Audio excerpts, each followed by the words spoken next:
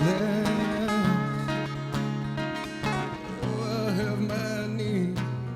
right, everybody. Welcome to another episode of Another Bourbon Show.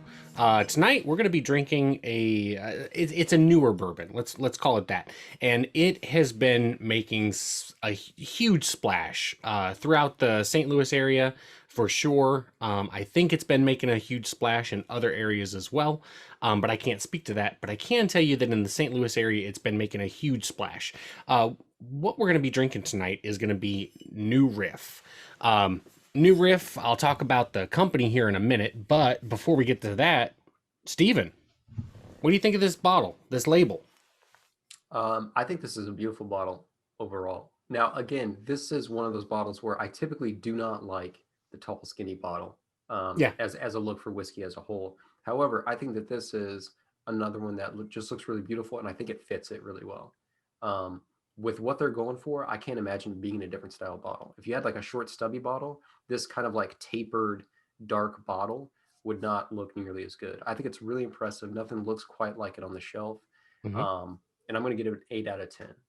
Wow. I love the colors on it. I think it really stands out. I like they combine a lot of great stuff, even down at the bottom part whenever the label kind of gets, which by the way, the label blends in throughout the entire bottle. It's basically the entire bottle essentially. Yeah. And then towards the lower part of the bottle and like sort of the middle, whenever the black tapers off and the back tapers off, you have this raised, like logo that they have. And I don't know the purpose exactly for that logo, but it's a cool looking logo as well that sticks with you. And I'm super impressed with the bottle itself. I've always thought it looked cool on the shelf, but it doesn't necessarily look like whiskey. Like how you typically see a whiskey. I don't think that's necessarily a bad thing. And so, yeah, so I give it I give it like an 8 out of 10. Yeah, you said 8 out of 10. I think it's a good score, a good bottle. Yeah, very cool. Yeah, I completely agree with you. I think it's a beautiful bottle. And there's enough differences between their variations that you can identify which one is which too, right? Like you've got the green and this one has the orange font. There's a green font. They do some stuff like that to make it easy to identify from a distance exactly which one you're going to be drinking. But like I said, New Riff is newer on the scene. And man, they have been making just a huge splash. They are... they're a neat company. I'm not going to get into all of those details, but they put out a top-notch product. Every product that they put out is really truly top-notch. Tonight we're going to be drinking the Single Barrel, and for folks listening at home, this is barrel number 16-10168. The proof on this particular bottle is 105.6. It was distilled in spring of 2016, and we know it's a 4-year-old. We don't know exactly how many months, but it's a 4-year-old. Let's talk about their mash bill first. So their mash bill on all of their bourbons is 65% corn, 30% rye, and 5% malted barley. The MSRP or the SRP is $50 even on their single barrel, if memory serves. Now, getting it and finding it is a little bit challenging. It's a little bit easier now in Missouri than it used to be, but it's still fairly challenging in Illinois. New Riff had an exclusive contract for Missouri strictly with Total Wine. Total Wine was the only retailer you could purchase it at. In Illinois, they have, as far as I know, it's still current, an agreement strictly with Benny's. So in the St. Louis area, it's hard to get to a Benny's because the closest one is Springfield. Chicago, you got a ton of them. And I know it's available at Benny's, but it's not available anywhere else in Illinois right now. Now, as of January 1st, New Riff, their agreement with Total Wine expired. So you can still get it at Total Wine, but you can also now get it at Schnucks. You can get it at a lot of other retailers on the Missouri side of the river. But as far as I know, in Illinois, it's still strictly through Benny's. But you do have another option. They have a very cool barrel select program. That barrel select program means that the three of us could go down as Dan, Ryan, and Steven and purchase an entire barrel of New Riff on our own. For every other distributor out there, you have to have a partner who has a liquor license. However, New Riff has it set up to where they are also they are the distiller, but they also have a retail license. So, as a retailer, you can purchase a barrel of New Riff just as a dude. And the hard thing about that then is that the three of us would have to drink an entire barrel of New Riff. It's a ton of money. You can buy a full barrel, half barrel, or a quarter barrel from them, but you go through the same process no matter what. But yeah, so that's something that, as far as I know, no other distiller gives you that opportunity to purchase a barrel as a customer. So that's kind of cool.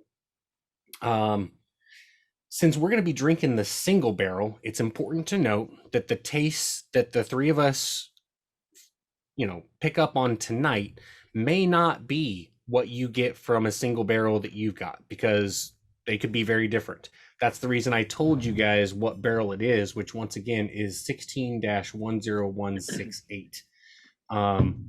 But there's a good chance that you're going to have similar notes if you're drinking this at home. So what do you say, guys? Do we want to give her a sip? Let's do it. Cheers, guys. Cheers. Cheers. On the nose, it's very sweet. Yep. I smell some honey and some sort of like raspberry, maybe something like that. Yep.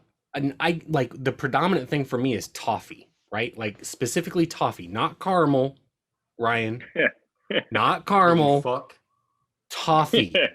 I get a lot of vanilla. It's real sweet, like vanilla too. Yeah. Yeah.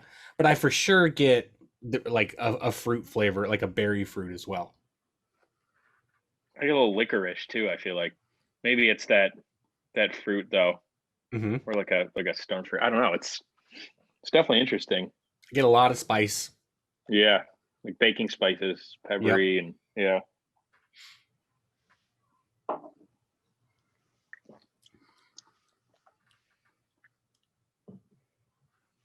High rye. That's what it's going to taste like. 30% rye. That's a lot of rye for a bourbon. And makes sense that you're getting rye, or that you're getting spice. Yeah. They have a rye, I imagine, too, right? They do. Yeah. They've got a rye. They've got a malt, they got a lot of different stuff, right? They've got a malt. It's called the Maltster, which is more like a Scotch. They've got a bunch of different stuff. The only bottle that I've ever purchased of theirs is the single barrel. They've got a bottled and bond. They've got a rye. They've got a bunch of stuff, and like everything. So again, the only thing I've purchased is the single barrel, but I've tried some of their other stuff at different bars and restaurants and whatnot. Everything they've got, I've absolutely enjoyed, 100% enjoyed, and 100% believed that it would be worth the price of the bottle to go ahead and purchase. Like there was a company a while back, Steven. I don't remember who it was that you asked about. And my reply was, I've enjoyed everything I've drank of theirs, but I've always been left wondering, is the price worth the taste? That was Bardstown. There you go. No. Yeah, it was. You're right. Because they got the Discovery Series, Fusion Series. Yeah, you're right. Yeah, which is good stuff. I was going to bring up actually another thing I asked you guys though, related to New Riff, was a while back. But like you said about the Total Wine thing in Missouri, for me, it's always been easy to see New Riff. I've never tried it yet because it is a little up there in price, and they're a newer distiller. So that's something you kind of have to get past, which I'm sure we'll talk about in a little bit. But I have seen it all the time when I've gone to Total Wine. And one time I talked to you guys after having seen it, because it was displayed prominently in the middle of Total Wine in Chesterfield, but it was on top of some Maker's Mark like barrels, and clearly a Maker's Mark display. So I asked you guys, particularly Ryan, about what like the faux pas with using another distiller's display, which you guys explained. Total Wine has a few different rules there, but for the most part, that's pretty much a no-go. Because there's very clearly like Maker's Mark all over the place, like a big like marquee and everything, but it's all new Riff there. And you'll see it too with like the seltzer market has just been exploding the last 2 years. You'll see, White Claw on like a Truly display or like end cap piece or something like that. Yeah, it's definitely a big no-go. I've gone into some of my accounts before, and we have a Woodford rack that had Woodford, Gentleman Jack Single Barrel, and then there's Beam on it or something from Southern. It's like, no, got to get this shit off there. Yeah. Well, Yeah. and whenever I do remember that whenever Steven asked about that, we explained that Total Wine is a very different, like, normal rules don't apply to Total Wine. You can consider that a positive if you want, negative if you want, doesn't matter. It just is what it is. As far as I know, Total Wine is the only retailer that operates this way. But Total Wine is a retailer, but they are also their own distributor. So if you go to a mom and a pop liquor store or a grocery store, or even a chain like a Benny's, they receive their shipments from a distributor. The distributor purchases the liquor from the distillery. The distributor then sells their liquor that they purchased from the distillery to retailers. Total Wine is their own distributor. They have their own agreements with distillers and like Anheuser-Busch, all of them. They are the distributor. So the positive of that is that they like if you see something for a particular price at a Total Wine, the chances of you finding it for a less expensive price anywhere else is pretty much slim to none because there is no middleman. That's the positive. The negative is that local mom and shop liquor stores cannot compete. Like, it's impossible to compete with a Total Wine. Like even somebody like Benny's, who does purchase from the distributor, they're hard to compete with because they've got so many locations, so much storage that they can buy just cases and cases and cases of stuff to get it at a much lower price than a mom and pop store. But they still have to pay the middleman something. Total Wine has just completely cut that middleman out. And again, consider it a positive, negative. I don't really care. It is what it is. I do try to purchase from mom and pop shops a lot more often, but you do you, That is something a lot of people don't talk about, just space in stores where you'll see a Benny's. Now you can't, legality wise in Illinois, you can't have like an offshore warehouse where you load your booze and all that. I'm sure some places do it. I personally don't know any, but when you look at a place like a Benny's, they could buy huge mass deals for every single store of theirs. How many stores they have, I can't remember, and they could just load it in the back. Your place, like, Bobby's place in Collins or Maryville right there, he doesn't have all that space, so he can't take in huge quantities of stuff. So that's why you see Benny's having such better pricing. Yeah. And so like my buddy Bobby, he spent, I don't know how much. So Bobby has 3 locations. He's got his Maryville location, which is just a little gas station. But it's one of my favorite places, as avid listeners know. Then he's got his BP Glenmart location. And then he's got his actual full liquor store, which is over in Lebanon, Illinois. At his Lebanon location, he expanded that building. Oh God, I don't know how much, and I don't know how much he spent, but it was a significant expansion. And almost the entirety of that expansion was just storage space. He added on probably 20 feet by 40 feet. Well, it was the entire width of the building, and then probably 40 feet, I would guess.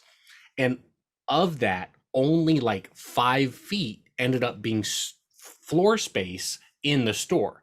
The rest of it was purely adding on to his storage so that he could buy better case deals. Yeah. And he's thinking about doing that at some of his other locations. It's a huge investment. But it ends up making things a lot more profitable for him, and it gives him a lot more buying power. Oh, for sure. It gets him the ability to get more like store picks, because that's based on how much you're selling. It's or how much you're buying actually. But yeah, and I think you're right, Ryan. I don't think that it's legal to have the off-site storage. No, it's definitely not. And even if you own multiple liquor stores, you can't transfer alcohol from one establishment to another. That is Right. also against the law. Yep. Not that, sure, people own a lot of liquor stores. I'm sure people do it, but yeah, you could get caught and you could lose your liquor license, and Yeah. I'm sure it's happened to people. But Oh, that's good for Bobby. I guess. didn't know he did that. Because Oh, it's funny. yeah, Usually, you go to a liquor store with no space. If you got to use the pisser, there's Mhm. usually like 10 cases stacked up high of Skull vodka all the way back, Yep. because they get a free case of Skull if they buy 5 cases of Old Forester or something. Right. Yeah. Yeah. And then there's like, speaking of liquor laws, there's another one that I didn't realize, and this is just well, it might be statewide. But it could be county or liquor is so controlled. I don't know what level of legislation this is at, but you can't store liquor in what's considered a basement either. And again, I don't know if that's a city ordinance, a county regulation, or a state law, but one of my other favorite liquor stores is Dean's in Collinsville. And now, thankfully for Dean's, his establishment was grandfathered in. Otherwise, he would not have literally any storage space. But if he were to sell his liquor license to somebody else, it would no longer be grandfathered in, from my understanding. The way I understand it is that, like, it has to stay within his family, essentially. And if he ever were to exchange it to somebody else, it would no longer apply. Maybe not. I don't fucking know. I wonder if that's just liquor stores, or because I know bars. I mean, how many bars in Chicago have basements? Mhm. Where else are they going to put the stuff? So Yeah. yeah, I'm not sure entirely on that one. That's not That something could I've be. heard personally, but it could be something down in Southern Illinois. Yeah, like I said, it might just be a city ordinance even. I don't know. Yeah, I don't know. which But, I don't really understand. If you own the building, how can anyone tell you where to store something? right? Yeah. So I get the offshore shit, I understand that, but yeah, let Yeah. people do what they want to do, man. Yep.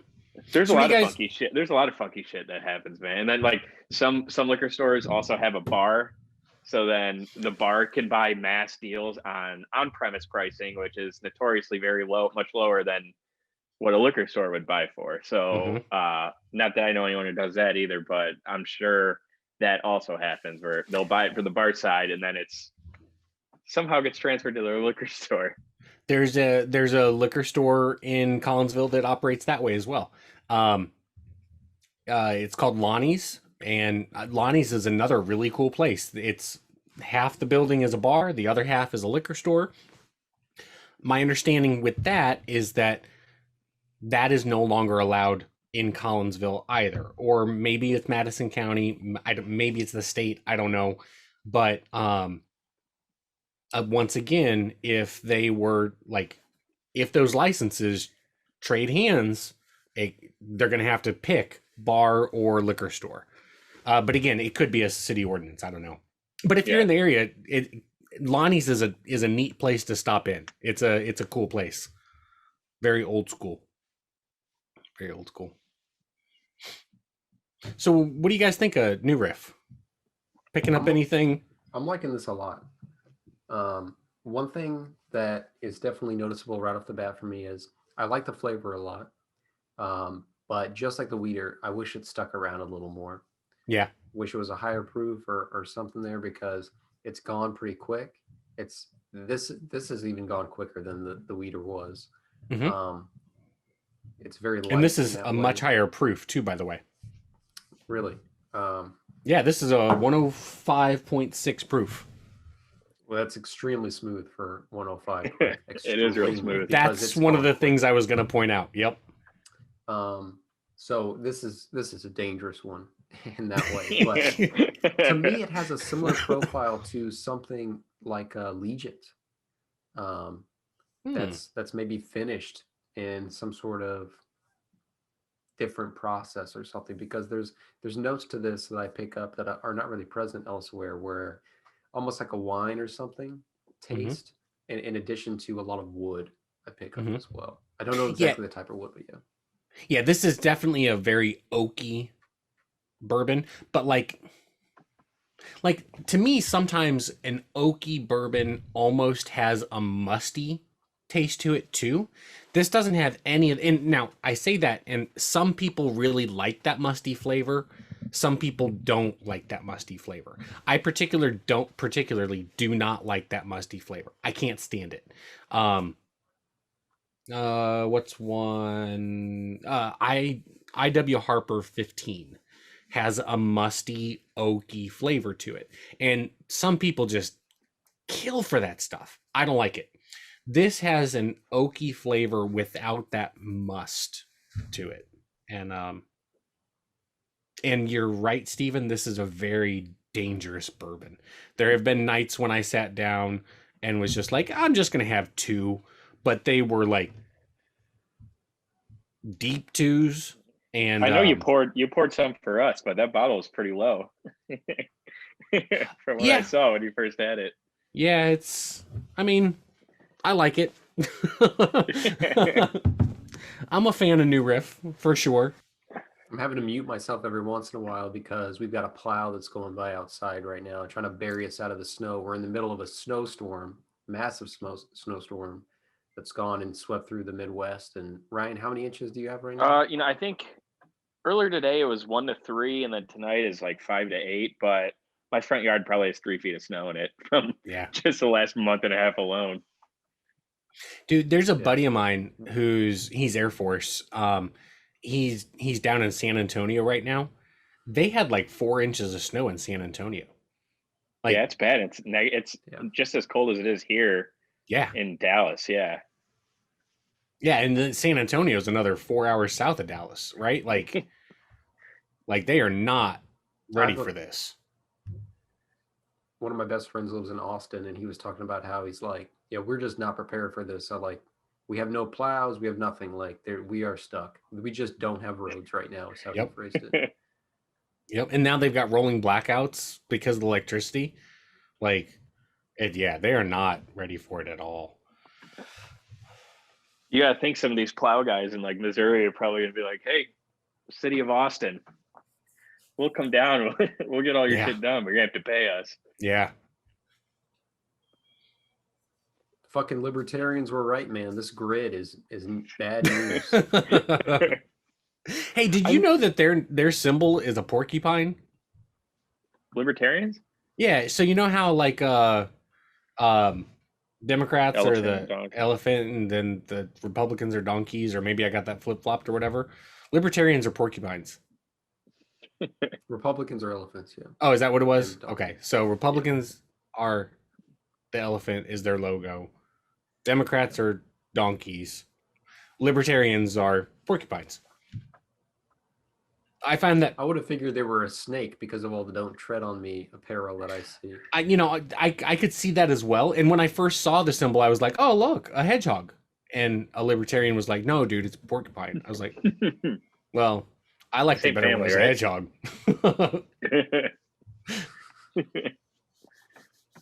Speaking of symbols, I did want to ask: do we know the story behind the new Riff symbol?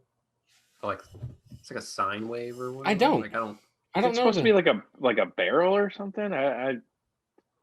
No, I don't think it's a. So, what he's talking about is this right here. Can you see that? Okay. We might be able to pick it up better if you just show the glass portion. Can you see that? Right there. Okay, Yeah. I figured that was actually harder, but no, you're right. That is easier.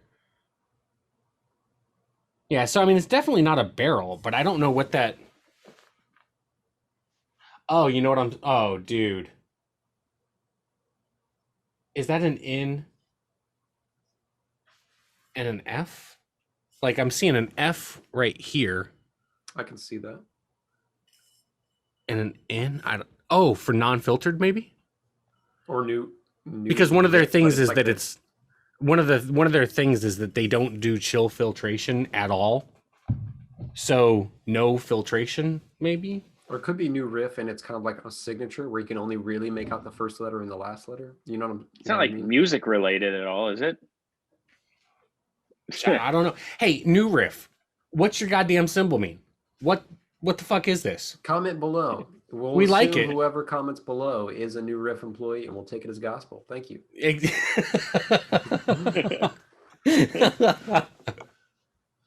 Fucking one of Ryan's friends, he's gonna comment for sure. Yeah, he doesn't know shit though. Noah something? Yeah. Yeah. Yeah. Oh, Yeah. I wanted to mention, by the way, we, of course, as we know, we are now in a post Dustin Diamond society. Yeah. We talked about how it was possible that another bourbon show had some sort of magical power, maybe, to sort of curse people by like sort of calling them out or setting their sights on them. Which is not the case. Let's be honest here. It might be. Well, I think what adds to that support is this past week, I don't even know if it made it into an episode or not, but I remember one episode, Dan mentioning Jose Canseco. Well, today, I believe it was today, maybe it was yesterday. Either way, sometime this weekend, Jose Canseco accidentally maybe tweeted out like a blank tweet.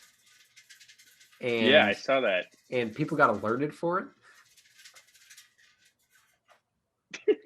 So he tweeted out a blank tweet. Nothing. Yeah. So I don't know what that means, but I can't imagine things are. I mean, we'll just see what happens with Jose Canseco, I guess. Did you see he was in that boxing match with some like 23-year-old Barstool intern and got his ass kicked? I didn't see that. No, I didn't see that. Yeah, the guy he lost in like 30 seconds. Here's the thing: if we have any magical powers, like we don't, because we would each have cases of free bourbon showing up on our front door if we had magical powers. Even if our powers could only be used to harm people, I would harm people who would I would threaten them. Matter of fact, maybe this will work. Look, distilleries, give us free shit or you're gonna deal with the curse of another bourbon show. That's how we're gonna work this. Dan, I think we're hearing your hedgehog. I think he heard the word hedgehog a moment ago. Yeah, he's up. They're running around. Can you actually you can hear him? It sounds like he's raising hell. It just sounds like a little it sounds like scurrying. or rain or something. Yeah, he's running in his wheel. He woke up.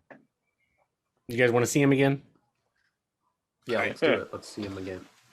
He's a cute little shit, isn't he? Weren't we just talking about Larry Flint too? How much we loved Larry Flint? No. That must have been a different friend group. Right. Although I feel like you and I are never far away from talking about Larry he just died. He was 78. Man, so did he have an heir to his throne? Is there a little Flint? I'm not sure. Maybe. His life story, man, that's crazy. Tried to get assassinated and get shot in the back or whatever the hell happened. Did you ever see that movie, The People vs. Larry Flint? I think Woody Harrelson was Larry Flint. Yeah, it's a great movie. Yeah, it's a good movie. Yep. Look at that hedgy. Mr. Libertarian. He's cute, isn't he? Those little legs are pretty cute, I gotta say. Whenever his like leg slips and it falls through your hand, and he's just got this tiny little itty bitty leg to support his like big Yeah, he's body. fat. He's fat. He runs. Like, I would love to see how much he runs every night, though.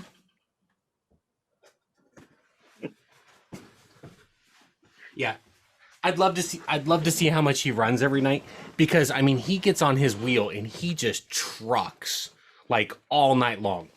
From the time he wakes up until about 5 o'clock in the morning, he just runs. Like, if I put like a little, what's up? He's probably trying to get out of your basement. No, he loves it down here. He's got like, I'm not going to show you guys tonight, but he's got like Okay, so most, those like blue storage tubs, Yeah, that are like deep and, well, we've all seen like the totes. yeah, Yeah. most people, that's what they keep their hedgehogs in. Mine's got like a 4 foot long by 2 foot wide enclosure.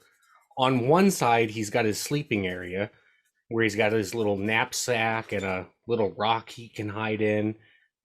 That's his sleeping area. Then the other half is his play area where he's got a wheel. That's where his food's at. That's where his water's at. He's got all sorts of little cat toys. He gets mealworms all the time. So hedgehogs are insectivores. So like they eat insects. So he loves mealworms because they're crunchy and they're full of vitamins. So he gets those as a snack. I spoil my hedgehog. All right. Who wants to start off? I will, but I don't know if I should. Do it. All right. I don't want to influence anybody's. You're not gonna influence me. here? I don't know if you noticed or not, but you remember how like there was quite a bit gone when the episode started. This is how much is left now. All right. So you're not going to influence me one way or another. 8.5. Damn. Wow. This is for me is like top 3 or 4 that we've had so far, and I wanted the score to reflect that. And I was really struggling with how closely to put it with Antique 107. Honestly. Yeah. That's how much I liked it. But I did. What was Antique 107 for you? I think it was 8.7. I'm pretty sure. Okay. So a little bit below 107. A little bit below the 107, but a little bit above the Weeder that we just had. Yeah. From Spirits of French Lick. So I think that to me it fits in right in between those two, because I think that if I had the chance to buy 107 on the shelf, let's say the 107 was just as prevalent for me as New Riff. If I saw both 107 and New Riff on the shelf, I think I would go with the Weller most of the time. But there are some times that I would go with New Riff, so it's not a huge discrepancy there, at least for the single barrel. Yeah. And for me, that Weeder from Spirits of French Lick is more complex than this, for sure. But because of that, sometimes I would just be in the mood for it less. I could see myself, what I said about Legent, and I compared it a little bit to that taste profile earlier. What I said about Legent was I could go through a bottle of this quick. And I think the same thing is true for New Riff here. Obviously being more dangerous because it's way higher proof. But I liked this a lot. My only knock on it, again, is that the taste goes away pretty quick. But depending on what you're in the mood for, especially as a sipper, this is so damn good. And I recommend it highly, and that's why I wanted to give it such a high score, 8.5 for me. Solid score, and solid, more importantly to me, solid explanation, right? Like, it's one thing to throw out a number, but the explanation you gave is excellent, Stephen. So Ryan, let's hear from you. Well, I liked it a lot. Obviously, high rye bourbons aren't my favorite from what you guys have seen in the past, but this is really good. It is a good sipper. The finish that long, I mean, you drink it, and for what you said, it's almost 106 proof. It's pretty crazy how easy it is to drink, and not 105.6. There's really no bite to it. No, there's really no bite to it. So, I really like the vanilla, like the toffee, like you said, Dan. There is some caramel in it. I don't care what you say. It is very. You get a lot of those, that pepper, the baking spices, which isn't always my favorite. I like it. I don't like it more than the Weeder. I'm going to give it a 7.3.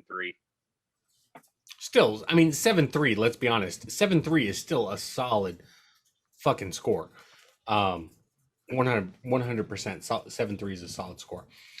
So I'm going to go closer to Steven, but not quite as high. I'm going to go with an 8.2. I love New Riff. It's a phenomenal, again, I mentioned earlier tonight that the only bottles I've ever bought are the single barrel. but I've tasted some of their other stuff. All of their stuff that I've ever tasted is exceptional. Just really, really good. Everything they do very well. And I'm convinced at this point that if they don't do it well, they don't fucking do it. Right? Like it seems to me that they are perfectionists. And that's what they're focused on. And if a bottle isn't good enough to go into a single barrel, then it goes into a different bottle to get mixed to be exceptional in a small batch version or whatever. So yeah, I've got to go high. The flavors are phenomenal. The proof with the smoothness is excellent.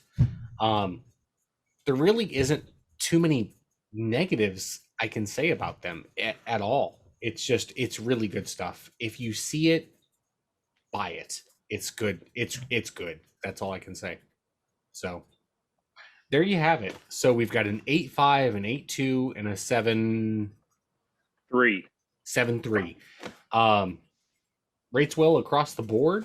So if you see it, buy it. Distiller, especially for a young distiller, I mean, that's phenomenal. Let's give them a few years, and I think everybody will be in the 8s. They've only been distilling since 2014, if I remember correctly. That's when they started. I've got webcams older than that. You did. I don't know if it's in the trash yet or not, but you did. Yeah, I'm holding on to it. You never know. Sell it to a collector. I don't want to get too geeky, but they started off buying their stuff from MGP, labeling it as OKI, which was like a combination of Ohio, Kentucky, Indiana. OKI no longer exists, but they were doing that to have money coming in while they were distilling their own stuff. So I think the oldest barrel that they've got available at this point would be about 6 years old. They've got a bright future, a really bright future. They never expect, from what I understand, they never expect to be a large distiller. They always expect to be mid-level. They put out what they put out. What they put out, if it's as good as this, then fucking they deserve a shitload of credit, in my opinion. So there you have it.